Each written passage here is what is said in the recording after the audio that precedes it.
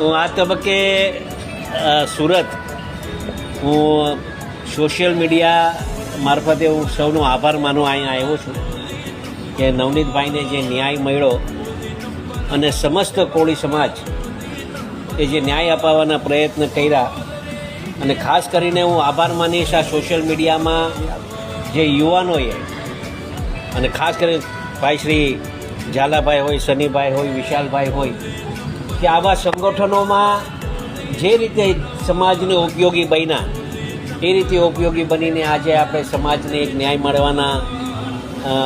મળ્યો એ બદલે હું સંગઠનોને અને યુવાનોને 18 વર્ણનો ખૂબ ખૂબ આભાર માનીએ છીએ.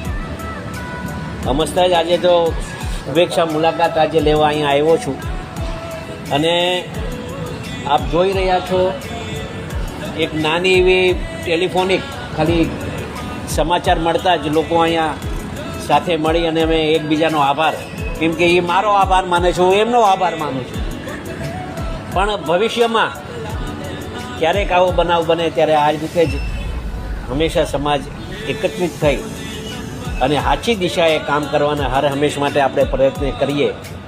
કોઈ સમાજ પ્રત્યે આપણે રોષ નથી, માત્ર ને માત્ર આ ન્યાય અને અન્યાયની લડાઈ હતી અને એમાં આપણે સફળતા સરકારશ્રીએ આપણે અપાવી છે અને સરકારનો પણ આ તબક્કે આભાર માનું છું, મુખ્યમંત્રીશ્રીનો આભાર માનું છું, હર્ષભાઈનો પણ આભાર માનું છું અને ખાસ કરીને સમાજનો અમે ખૂબ ખૂબ આભાર માનીએ.